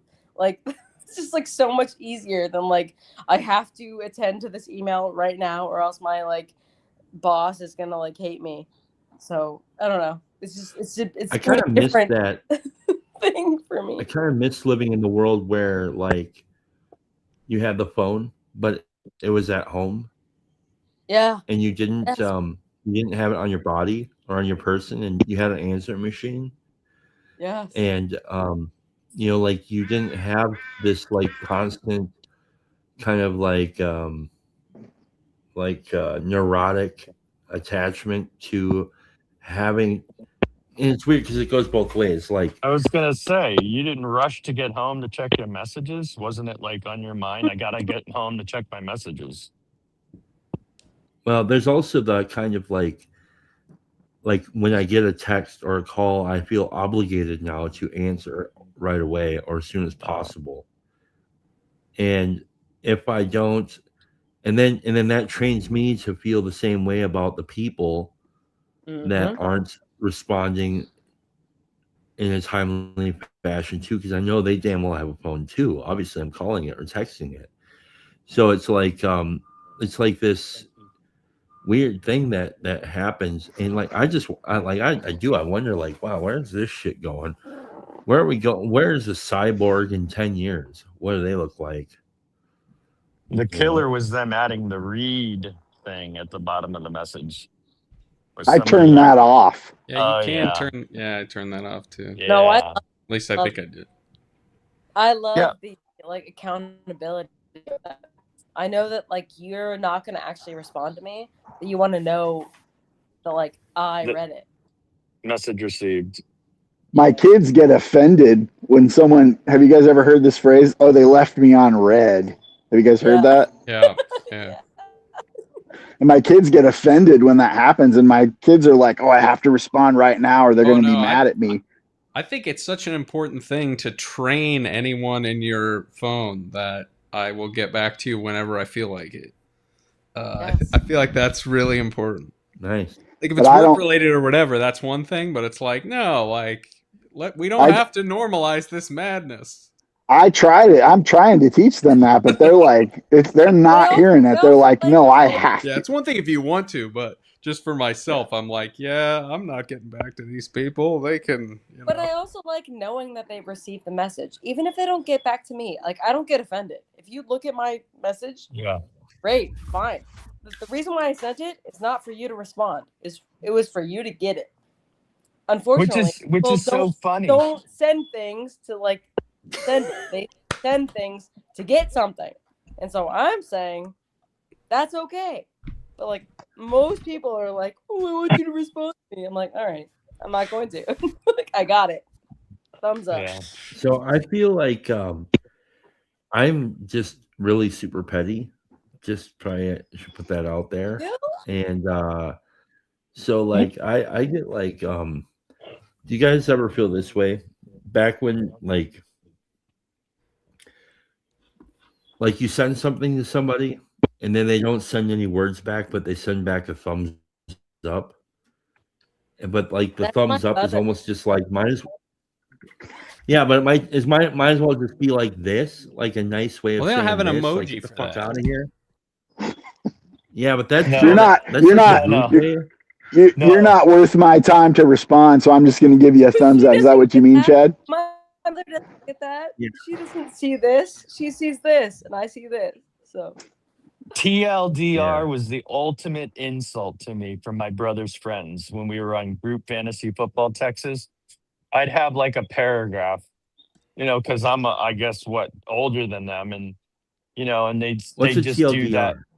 Too long didn't read, and it used to Oh, piss me off. It was like the ultimate sign of I'm kicking you in your balls, and I don't care. And it was like it was worse than doing the finger up. yeah. Yeah, I don't care what you read, and I'm not going to take the time to read it. But I'm going to let you know that. Yeah, that does suck. Did you guys resist cell phones when they came out? Like I resisted them, man. I did not want to be someone could get a hold of me anywhere I was. Like I didn't get one for years, and was like afraid of it. And then when texting started, I was like, oh man, that's going to be like, I don't know. Like I resisted all of it. I Did you guys resist it resisted at all? GPS. I I was think using that MapQuest print out maps forever. yeah, I did that. Yeah. I think the near future is going to be a lot of people using devices a lot less, and a lot of other people having devices surgically implanted into their skull. God help us. Yeah. The thing No, well, we don't do that. And on that note, I'm going to get off the internet to go watch a movie also on the internet. this next See you guys. generation is doing Yeah. voice messages. So like, Luke will send me a voice message. Matt C sends me voice messages. Megan sends me voice messages. I mean, that's cool. And I can get the context better when they're talking. Like Megan mentioned, reading is a lot harder to get the vibe from the person than an audio. So I have to probably work on doing that a little bit better. I was thinking like about Speaking your of question internet, about your question earlier about prayer versus phone, and yeah, of course, I wish I could go on the phone less. But when I really am honest with myself about it and think about when I was a kid or younger without a phone, like I was wasting time other ways, and I wasn't thinking about like really profound, awesome things. I was pretty dumb, So it's like I was a pretty dumb kid, just thinking about worthless things. So maybe I don't know. Maybe it's better to have a phone. Yeah, think about oh, although are they remembering it? Like I am envious that kids can have access to information at their fingertips if they know how to look things up properly. But whether they remember it, I don't know. Maybe because they know it's always in their pocket, like somebody's cell phone number, they're gonna just not bother to remember it because they can always retrieve it at any time if they need it again. So I do worry about that, but I am a little envious that they have the ability that, like, I think, like, God, if I had that when I was a kid, you know, It seems that way, but here's the problem. Do you guys know the term brain rot? yeah, Like my kids are just scrolling the most meaningless, stupid crap that you could imagine. And I'm like, dude, what are you guys doing? Like there's so much cool stuff you could be looking at, and you're looking at the dumbest stuff Wet. imaginable. How, Wes, how can you like convince them that that's bad? Like my question is like, how can you say like this is like not okay? Because like if I'm like living in this world where like I don't know what's like okay and what's not, and I like enter into a world where like all of this is like presented to me, how can like my parents convey to me that what I'm experiencing not okay? Like what do you say? I feel respectfully, I feel so bad for you. Like I don't know what I would say to a child right But now in this like, Yeah. world because like it makes sense. I don't know how to make sense of what they're like trying to make sense of. Like but what do you do? do you mean like the like downhill like downhill soapbox racing sponsored by Red Bull? Is that what you mean? Shit like that? Because I I'm, watched the I'm shit out of that. Or saying like it's not even that No. competent. Like No. it's not something that makes sense enough for you to make a sentence out of. Like how do you like say the things that you're making sense of is not something that actually Okay. makes I'll give you an example. Okay. Here's what this one guy, and he's got like hundreds of videos, and my kids watch this crap all the time. So this guy's counting 1 through 10 in like this sing-songy voice, and that's all the video is. He goes 1, 2, 3, 4, 5, 6, 7, 8, 9, 10, and they watch it and they think it's funny and they think it's like interesting. And I'm like, this is so dumb. What are you guys doing? It kind of blows my mind. I mean, I was resistant to them getting cell phones. If it were up to me, they wouldn't have got them. Because you can't say 1 through 10 doesn't make sense because 1 through 10 has some sense making ability, right? Like how do Yeah, you but like they already know how to count to 10. There's no value in watching a guy count to 10 over and over again. Like that's the most ridiculous, meaningless thing you could watch. See, when I was a kid, it would have been informational. Maybe that's how I was wired. Like I would have been like how to build a half pipe out of wood. You know, like I'd want to Sure, watch. that'd be awesome. Yeah. You know, like the competent idea. I would have been watching that kind of stuff too. Like, so it just blows my mind. So it seems like the lowest common denominator wins in this space, and kids are they just do it. So I don't know the answer to your question, Megan. Like, if it's up to me, they wouldn't have phones at all. So I limit their time significantly. My kids are only with me every other week, so they got the phones at their mom's house, and I was resistant to them even bringing them to my house. But I limit the time severely. I'm like, you're not going to be watching that all day. You can do it for like 20 minutes, and that's it. That's what I do. Coco Melon? No, that was a little bit after their did time. You let your kids watch Coco Melon? Cocomelon? No, I never saw that one. Cocomelon is crack for ADHD. No one should watch Cocomelon. But My kids grew up watching. No, like there was a show. Oh, go ahead. If you look up Coco Melon, like the kind of like who's funding that, and the numbers are insane. They are Really? insane, and I don't know what to make of that. Oh shit! Where people are dropping like flies. yeah, I don't know. I mean, I I probably I should go guess too. my Honestly. mom is on her phone a lot, which is funny just to see the older generation getting hooked to this stuff. It's hilarious. But when I'm with Megan, They when I'm are.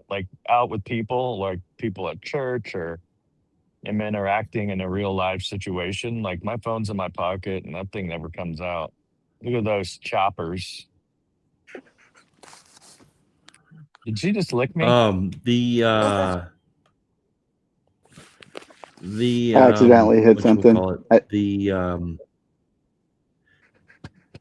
the older folks who are the old boomers are. What's interesting is now they've actually started to figure out these are so user friendly, like they're so ridiculously user friendly that they treat them like like they were like they were made perfect for those things because they grew up on television, and so but they can't really discern like true from false either, and it's crazy.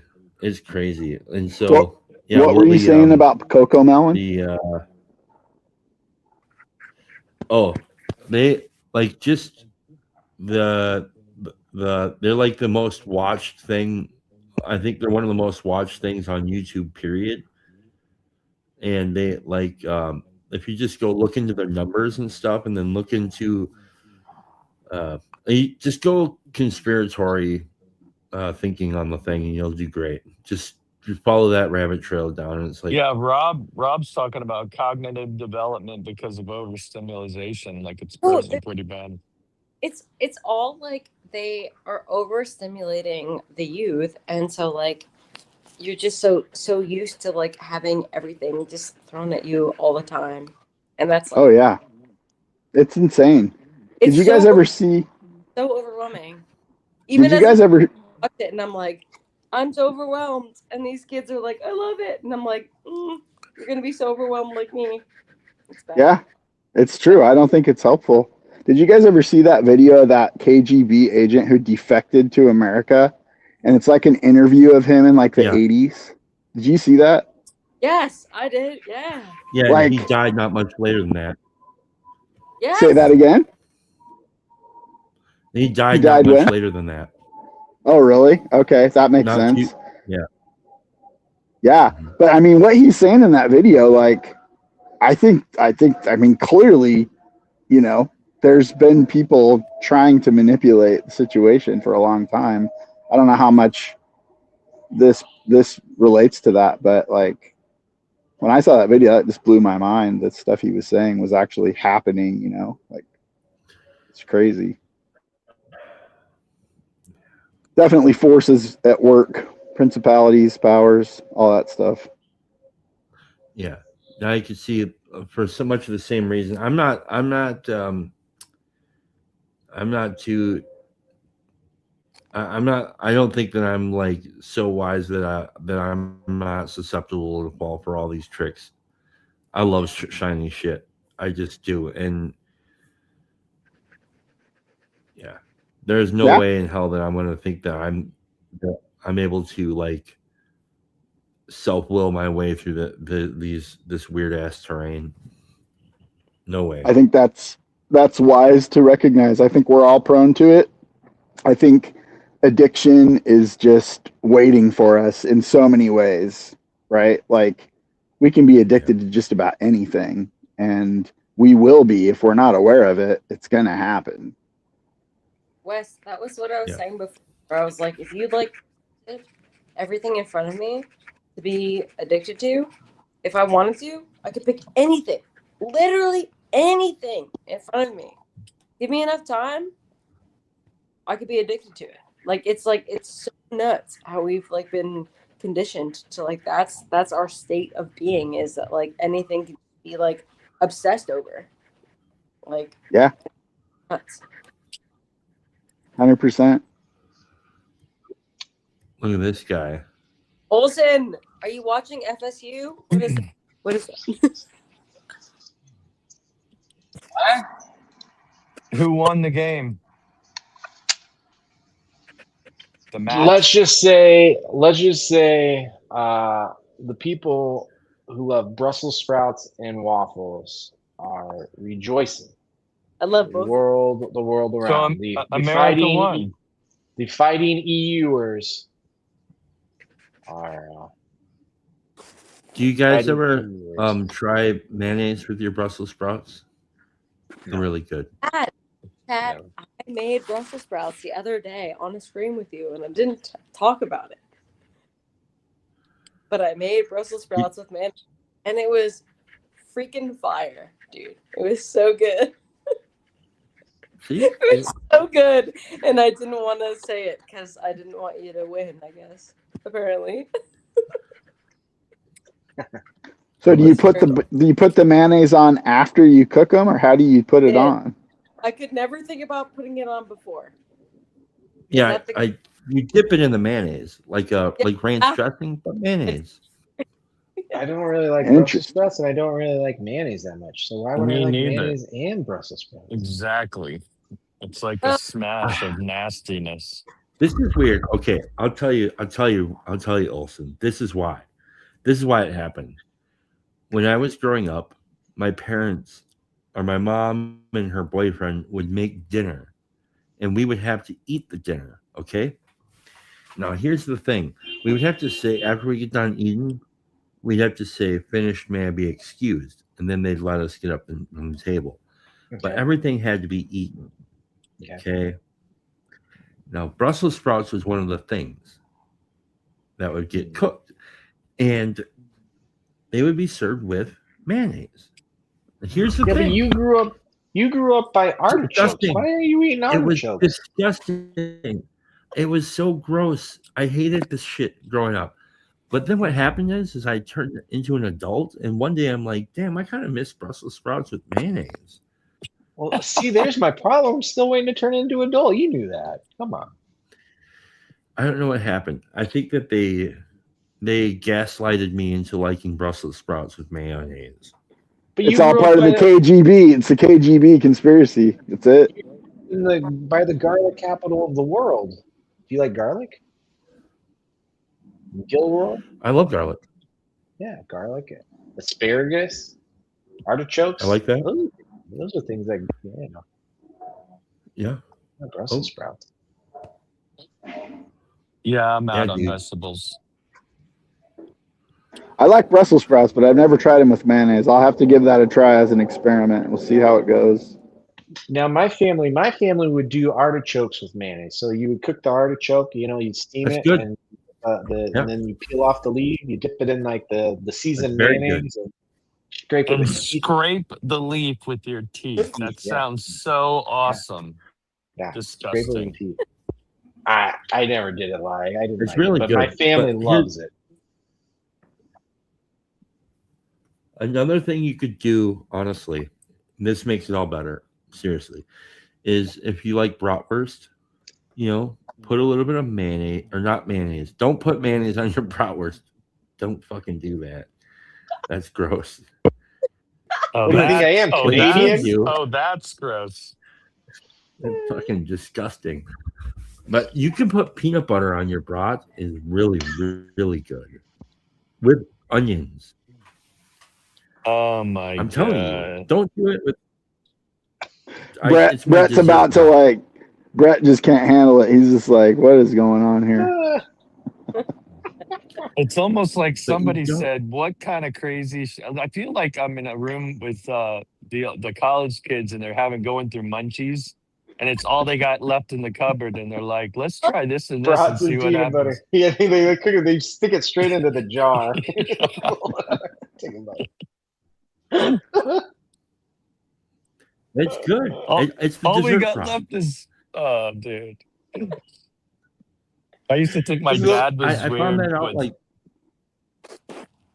I found it out like 15 years ago, and I've had the same reaction to you. I'm like, that's fucking gross. And then she's like, no, dude, it's really good. I'm like, okay.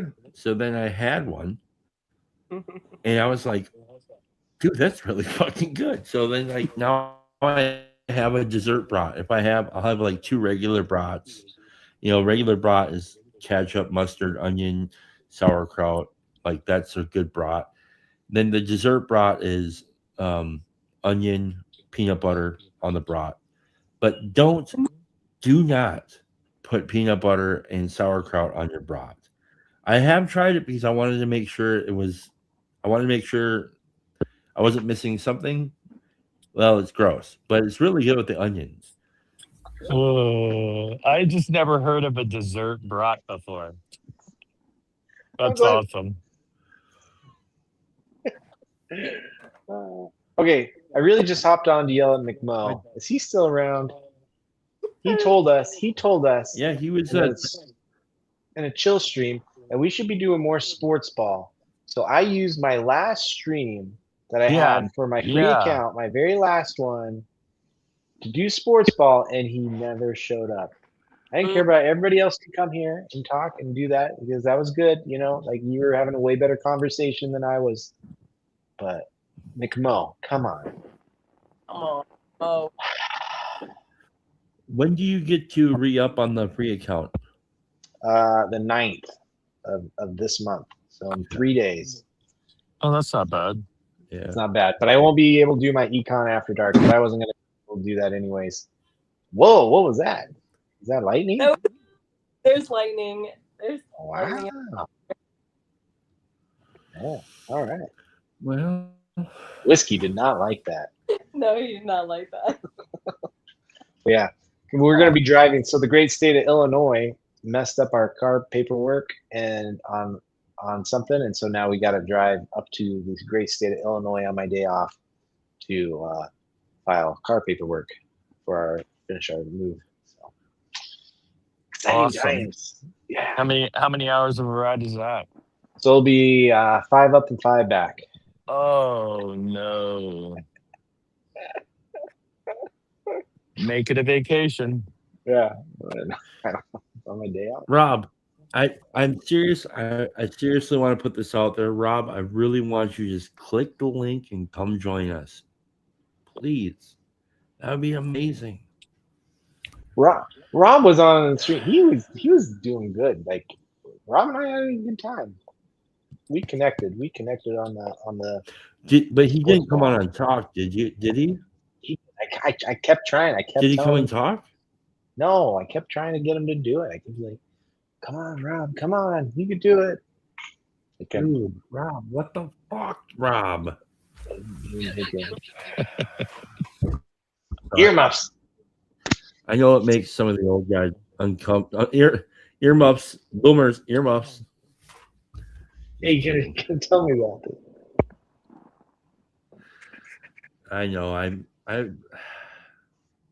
shouldn't cuss. Sorry, but I do have to pay it. I do like though, like when you said the Olsen, you said my son's listening, and like, oh dang it, and I gotta like keep it down. You know, I try to incorporate them as much as I can, like whenever I'm listening to pull it out, and just so you know, it's not like I'm off in dead land and part of it. Yeah. Rob, you don't need I a think mask. at actual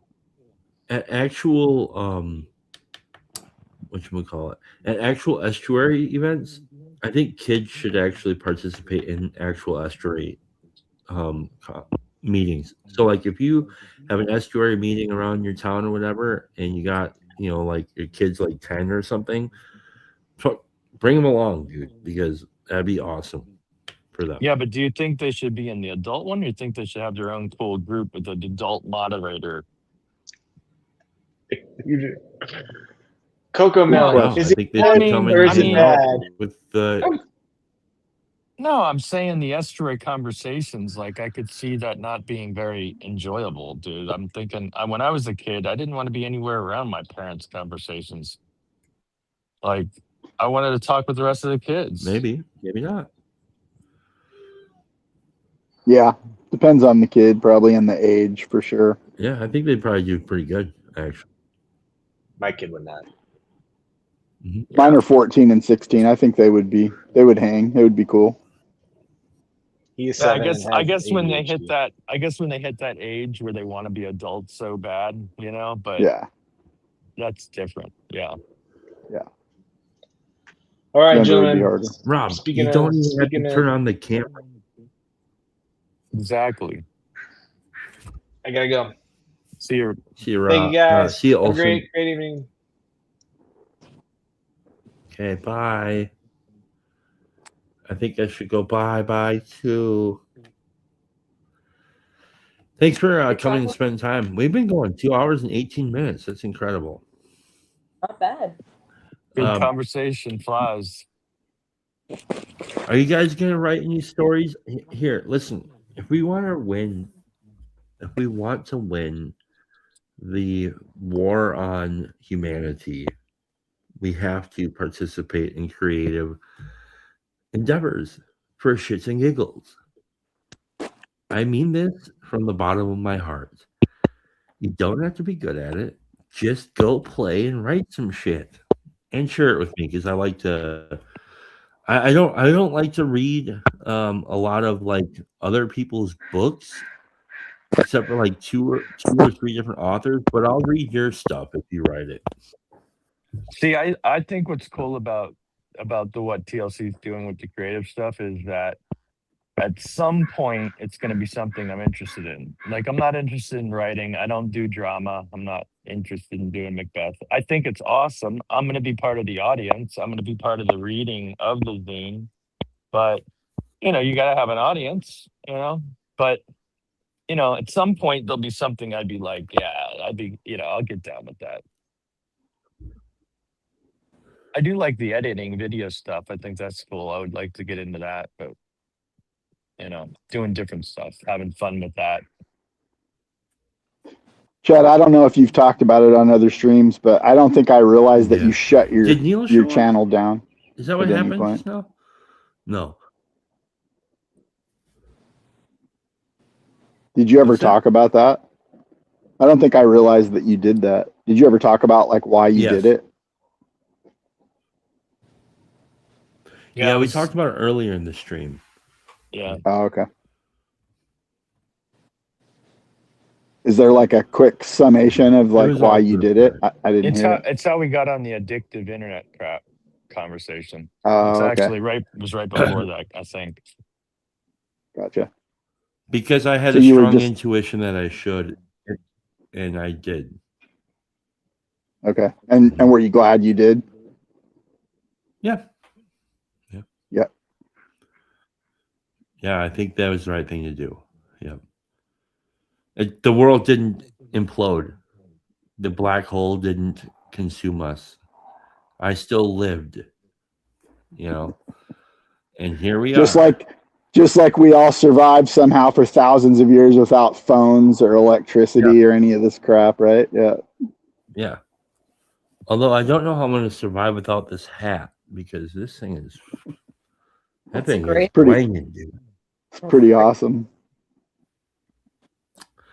All right. I should call it. It's All time. right, then. See you guys. Good See you night, guys. all. Have a lovely Good evening. night. Sweet dreams. If you have any dreams, write them down. Or don't. Whatever. Ezra, we got to make a record. Let's do it. Toodles. Hello.